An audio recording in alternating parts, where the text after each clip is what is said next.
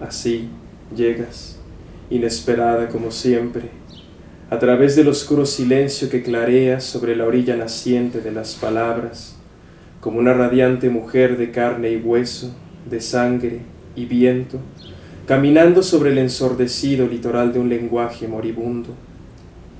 Aún así, puede que tengas toda la razón y aún sea pronto como para entregarse al abrazo y a la voz de los difuntos. Quizá esta música tuya sea el conjuro preciso para diluir fantasmas en el lienzo de una veladura nocturna, para poder estrechar así la mano del sueño que muere con la del cielo que nace. O tal vez sea algo más simple y solo debamos entonar cada día el himno que nos corresponde a nosotros, los vivos. Excelente. Wow. Esta poesía tiene me parece que tiene una sutileza en el uso del lenguaje que la figura, o sea, a mí me pasa que escuchándote algunos versos como que me dejaban pensando de tal manera de que me salía de la continuidad de la lectura porque me quedaba pensando en la profundidad del verso. Entonces es necesario, me parece a mí, regresar al poema varias veces para poder captar todas sus imágenes. Entonces mi pregunta sería, ¿para vos la poesía tiene que entenderse? Bueno, es una muy buena pregunta.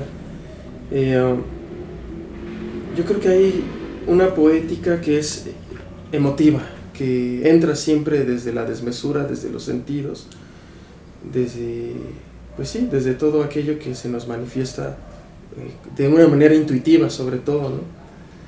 Y de pronto, no sé, han habido algunos poetas cuya estatura o ubicación de palabra los sitúa de pronto en el lenguaje simbólico de la interpretación. Uh-huh. Me pasa esto a veces cuando comparo a Rilke con Paul Celan. Hay algunos poemas de Celan en los que de pronto nos adentra esa musicalidad intemporal, ¿no? Trascendental o eterna, por así llamarlo. Y a finales del año pasado, William leía un libro de Paul Celan muy interesante que no conocía. Se llama Cristal de Aliento. Y es un libro difícil en el sentido de que ningún poema tendrá más de 14 o 10 líneas, pero todo el tiempo está creando la poesía desde el no lenguaje, desde el símbolo, ¿no?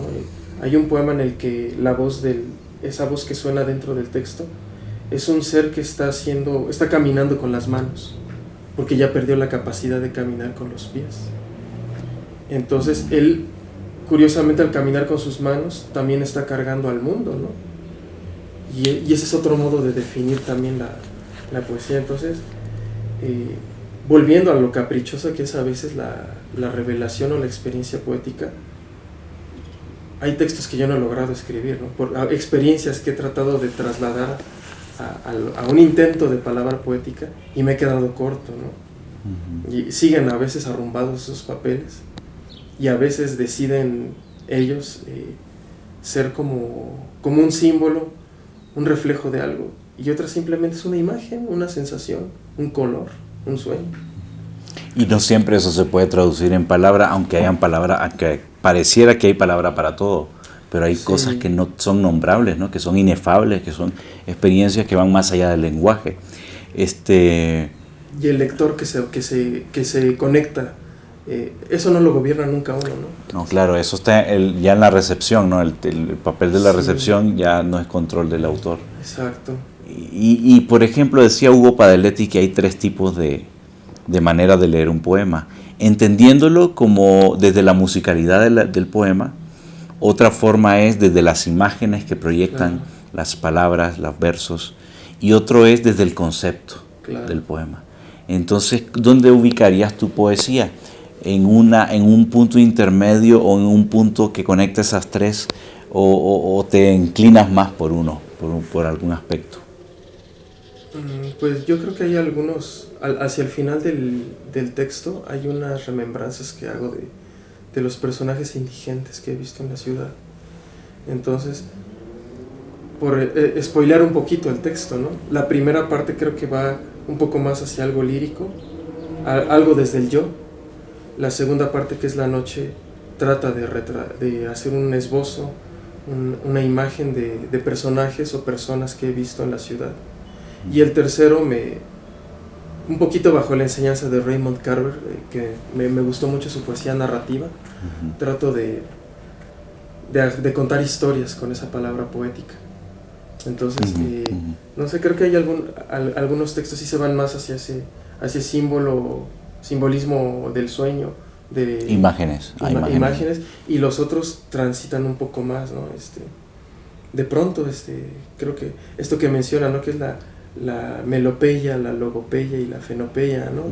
De la poesía, no sé. Es interesante porque yo leyéndote pensaba también en cómo una sola frase te puede llevar a un universo que no tiene nada que ver con la intención del autor. Ajá. ¿Verdad? Eso también me imagino cuando has leído tu poesía o la has compartido, ¿cómo ha sido la recepción? ¿Cómo has visto las reacciones de las personas que te han escuchado? Bueno, a algunos me ha pasado que les ha gustado mucho el texto del cacomixtle. El cacomixtle, ajá, sí. Lo vamos a leer al final del... Que pues fue un animalito con el que empecé también ahí en la casa, vivía yo un tiempo en casa de mis abuelos, y ahí por las noches caminaba este animalito, y luego se hizo una camada de cacomixtles, pero su presencia nocturna, me identifiqué mucho con su presencia nocturna. Y es un texto breve que transcurre en la ciudad y de alguna manera cómo la ciudad va expulsándolos, ¿verdad? Está expulsando a los animales. Ciudad crece desmesuradamente, y los animales empiezan a huir, y de alguna forma hay como un gesto ecológico en retomar la figura del cacomixtle, creo, en tu poesía. Sin embargo, también es cierto que aquí está, mira, este es el texto, no sé si lo pudieras leer, sí, cacomixtle. Ajá. Durante las noches he visto pasar la sombra de un cacomixtle, elusivo como un escorzo de anillada cola o una serpiente de intermitentes pasos, sobre los angulares techos de la vieja colonia.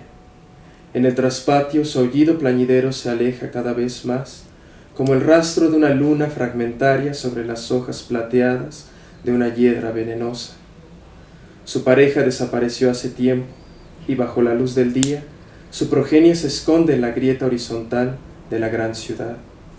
Ante el asedio de la humana depredación, ¿qué será de este bello ejemplar encerrado en el anillo concéntrico de la catástrofe o en el ojo azulado y magnético del cosmos? Gracias. Ok, me gusta cómo finalmente cierras con el cosmos.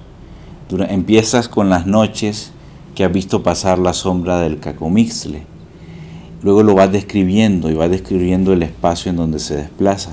La luna fragmentaria, las hojas plateadas, la pareja que desapareció hace tiempo, la grieta horizontal, la humana depredación, y finalmente cierra con el magnetismo del cosmos. Entonces hay un microcosmos en tu poesía, o sea, en este poema hay un microcosmos, hay un universo contenido cifrado en estas dos estrofas. ¿Cómo haces para ordenar y concentrar tanta información en un solo poema? Pues y es como un proceso parecido al del café, al sedimento que se va haciendo, porque hago borradores de borradores de borradores, y trato como que de ir quitando solamente, ¿no? Que se queden solo las palabras que más se aproximan a ese momento.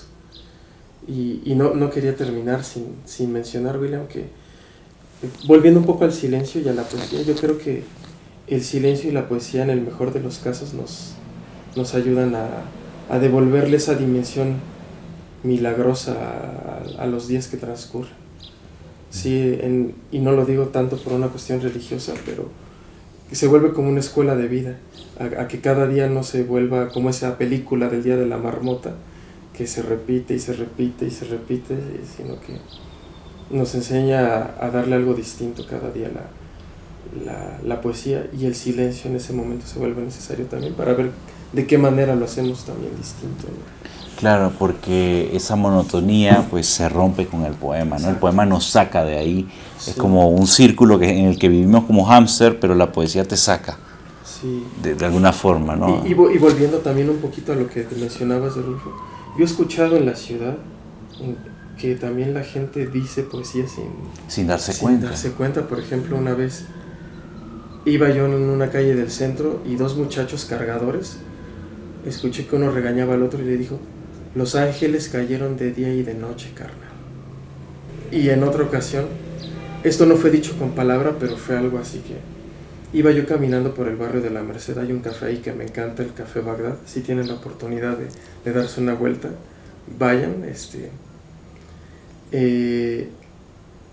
Hay ahí en la calle de Roldán, hay un puente que todavía existe, que es el vestigio de que ahí terminaba el Canal de la Viga, donde traían todas las flores de Xochimilco. Y ahí todavía hay una casa con la mitra papal, era la sequía de la Nueva España. Pero actualmente si uno va, pues está lleno de ambulantaje, comerciantes, uno está esquivando motonetas, en fin, es todo un microcosmos ahí, ¿no? Pero un día que caminaba por ahí, vi en este puente un enrejado en el que estaban atados unos muñecos como de brujería. Y ese día estaba el sol, pero el sol y el cielo estaban radiantes, ¿no? Y hay unos árboles ahí que también son típicos de Xochimilco, que son los que utilizaban para fincar los bordes de las chinampas. Entonces ver la conjunción del cielo azul, el sol traslúcido, la casa amarilla con la mitra papal, el puente, la basura ahí alrededor y los muñecos ahí atados, así como, o sea, trasladándolo a Latinoamérica y a México, vivimos también a veces la magia cada instante, ¿no? Entonces, pero creo que vos tenés una antena para percibir eso y lograr describirlo en tus poemas. O sea, porque incluso cuando hablas poéticamente. Eres capaz de describir con un vocabulario muy particular toda esa atmósfera y transmite emociones también. Entonces eso me parece increíble. Ahora, también me comentabas, Miguel Ángel, que trabajas como camillero. ¿Cómo haces o has visto en tu trabajo poesía, o sea, has visto en tu trabajo, en esa vida cotidiana dura, poesía también? Sí. ¿Cómo esa experiencia te sirve para estos libros? Sí, lo que pasa es ahí que a veces el cansancio, a veces me obnubila, me impide de pronto, ¿no? Pero trato en esos momentos, todo el tiempo trato de rescatar esos momentos. Por ejemplo, la otra vez me tocó trasladar a una adulta mayor, una señora ancianita ya en la camilla, y cuando estábamos en el elevador, su hija le estaba tomando de las manos y vi cómo estaba llorando. Y le decía: mamá, te vamos a tener que regresar al hospital porque tienes la presión muy baja y no se te puede hacer la hemodiálisis. Bueno, después del traslado de camilla, entran a urgencias y pues ya la señora ya no volvió a salir de ahí. Y de pronto, cuando están los pacientes en el hospital, unos dejan de ir y ya sabe que pues ellos ya no van a regresar. Y en otra ocasión, cuando estaba embolsando basuras, me tocó recoger unas líneas que tenían una sangre más negra que la obsidiana y espuma blanca. Y ahí pensó algo que yo he querido escribir, pero digo, él lleva la muerte en el torrente sanguíneo, ¿no? Una sangre que ya es la muerte transitando en esta persona. Y no sé, de pronto la sonrisa a otro paciente que no quiero dejar de mencionar, un señor que entra, saluda a toda la sala de espera, un paciente como los demás, y les dice: buenos días a todos, Dios los bendiga. Y digo, o sea, él ya está, como decía Ernesto Sábato, humanizado o liberado de ciertos lastres, ¿no? Sí. Pero yo creo que la poesía, más que en los objetos o en las situaciones que has presenciado, está en tu mirada. tu mirada es poética, porque otra persona puede espantarse con eso, otra persona puede ser indiferente a eso, pero tu mirada, la manera en que tú la filtras, esa imagen, es poética. Entonces creo que esto nos lleva a decir que tu poemario, tu quehacer literario está profundamente ligado al tema del tiempo pero como la sorpresa del tiempo, el tiempo no como monotonía, sino como la posibilidad de que el tiempo te sorprenda, de que estas imágenes, esa perplejidad, ¿no?, ante el tiempo, ante el paso de las horas, frente a un paisaje o en este caso frente a una situación de salud que ves en tu vida cotidiana o en tu trabajo cotidiano, o cuando has salido a caminar como un flaner, por decirlo así, la ciudad, y a recorrer lugares. Lo que yo observo o lo que yo percibo de tu poesía entonces es esa capacidad para describir poéticamente con un vocabulario riquísimo todas estas situaciones y estos lugares, entonces, y estos personajes que aparecen también en tu poesía. Entonces, pues bueno, quiero agradecerte, Miguel Ángel, por habernos acompañado en Arte Marginal. Espero que hayan disfrutado tanto como yo esta conversación, en donde pudimos acercarnos un poco al poemario Amanecer tras el antifaz y otros poemas de Miguel Ángel Corral. Miguel Ángel, estás trabajando me habías comentado, en un nuevo libro, ¿no? Es correcto. Uh-huh. Sí. ¿Y eso tiene proyección de salir este año o...? No, yo creo la verdad que va a tardar un poco más, pero está bien. Ok.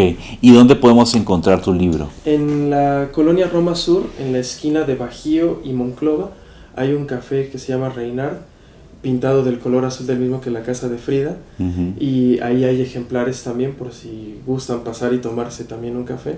Okay. Yo tengo una relación fuerte con el café y los libros, entonces he procurado también dejar los ejemplares en cafés que yo suelo visitar.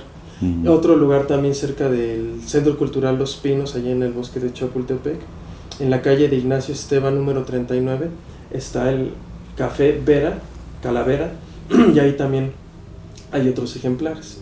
Ok, perfecto, bueno. Muchísimas gracias, Miguel Ángel. Espero que hayan disfrutado y nos estamos viendo en el próximo episodio de Arte Marginal.